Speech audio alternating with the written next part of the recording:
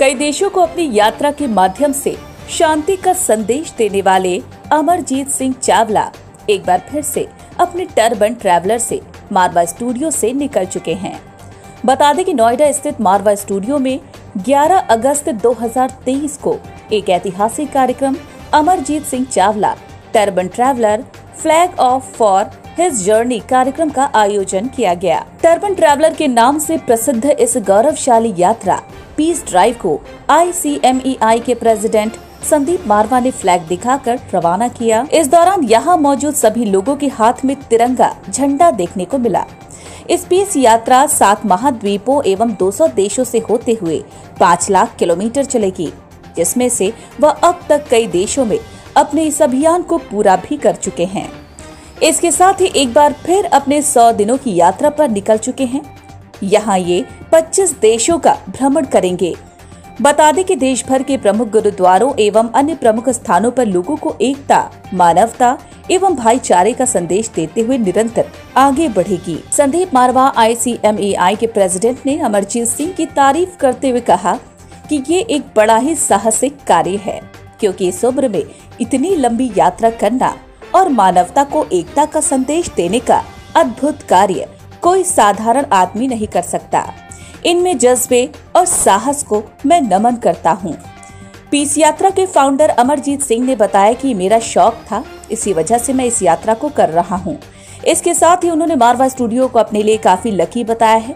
इसके साथ ही कहा कि जब भी उनकी कोई यात्रा शुरू होती है तो मारवा स्टूडियो से ही उनका फ्लैग ऑफ होता है।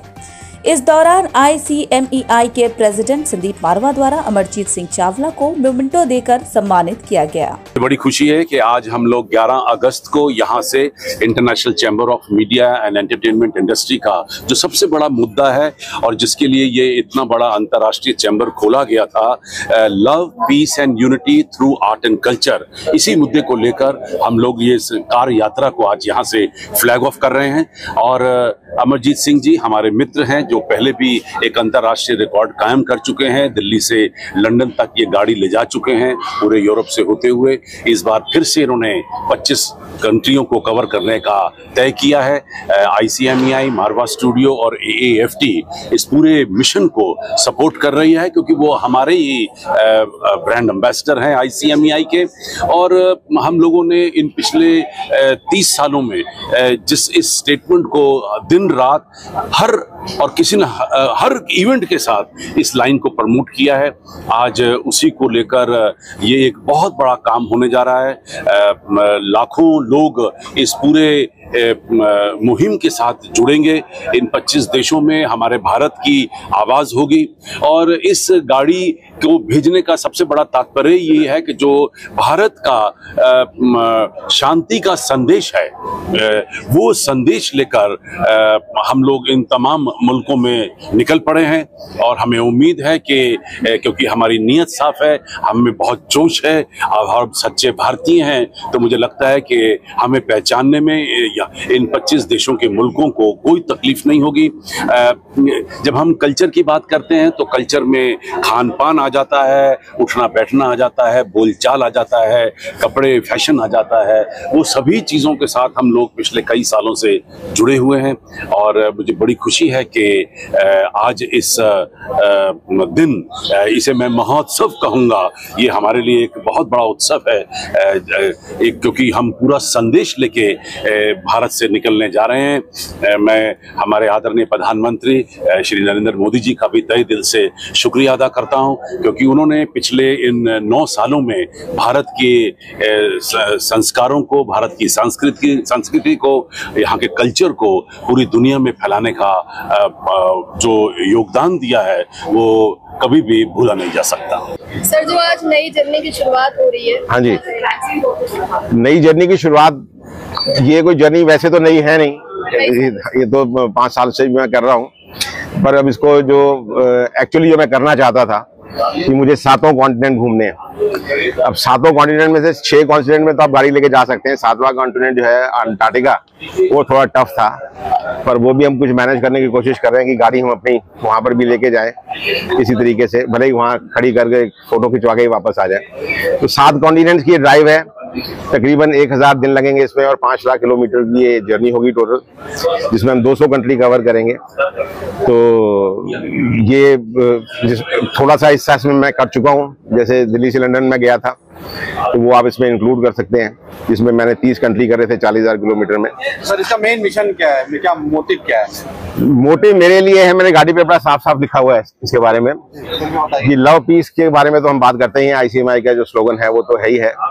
तो जब भी आप बाहर जाते हैं, अमूमन मैंने देखा लोगों को कि वो जाके वहां पर म्यूजियम दिखाएंगे, बिल्डिंग दिखाएंगे, शॉपिंग कराएंगे और उनका मकसद सिर्फ इतना ही होता है। बहुत कम ऐसे टूरिस्ट होंगे जो वहाँ टाइम स्पेंड करने के लिए जाते हैं या लोगों से मिलने के लिए जाते हैं या देखना चाहते हैं कि वहाँ का कल्चर क्या है, वहाँ के लोग कैसे हैं, वो क्या सोचते हैं, उनका म्यूजिक क्या है, उनका फूड क्या है। तो हमने इस जर्नी में वो सारी चीजें इनकॉर्पोरेट कर दी हैं। हमारी गाड़ी पे भी लिखा हुआ है कि expedition of culture and cuisine, melodies means music and memories. वो मेमोरीज वो जिन लोगों से मैं मिलता आया हूँ, जैसे आर्नोल्ड श्वार्ज़नेगर से मैं मिला और बहुत सारे ऐसी सेलिब्रिटी से मिला, तो एक हम ग्रुप उसका प्लेलिस्ट उसकी होगी कि जिन जिन सेलिब्रिटी से हम मिलेंगे उनसे हमारी जो मेमोरीज हैं, एक कॉमन आदमी से लेकर और एक सेलिब्रिटी तक सबके वहाँ पर हम डॉक्यूमेंट करेंगे अपने यूट्यूब चैनल पर।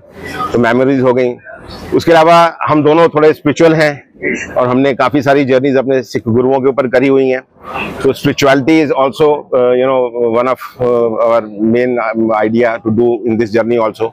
तो जहाँ जहाँ पर भी हम जाएंगे, वहाँ पर जिस कंट्री में भी कोई भी ऐसा स्पिरिचुअल प्लेस, चाहे वो किसी भी धर्म को बिलोंग करता हो, चाहे वो मंदिर हो, मस्जिद हो, गुरुद्वारे हो, चर्च हो, जिनका कोई सिग्निफिकेंस हो, जो कि कोई हिस्टोरिकल वैल्यू रखते हो, तो उसको भी हम कवर करेंगे। और फिर लास्ट में आता है सस्टेनेबिलिटी, जिसके बारे में आज सारी दुनिया बात करती है। कितने दिन की पूरी जर्नी है?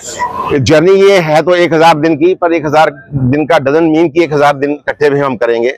बीच में हम इसको ब्रेक भी करेंगे क्योंकि मेरे पेरेंट्स हैं, बुजुर्ग हैं, तो मुझे उनको भी बीच में मिलने के लिए आना पड़ेगा। तो 15-15, 20-20 दिन का हम बीच में गैप लेके इंडिया वापस भी आएंगे।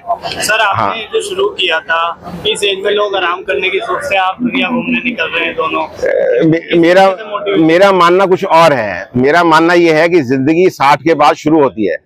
लोग कहते हैं कि 60 साल के बाद आदमी रिटायर हो जाता है, तो अगर आप सही मानों में इसको देखो तो 60 साल तक आदमी अपनी सारी जिम्मेवारियां उतार चुका होता है। वो बिजनेस करके रिटायर हो चुका होता है, अपने बच्चों की शादियां कर चुका होता है, उनके डिवोर्सेस देख चुका होता है और जो जो प्रॉब्लम्स आनी होती है वो सब कुछ वो देख के कवर कर चुका होता है।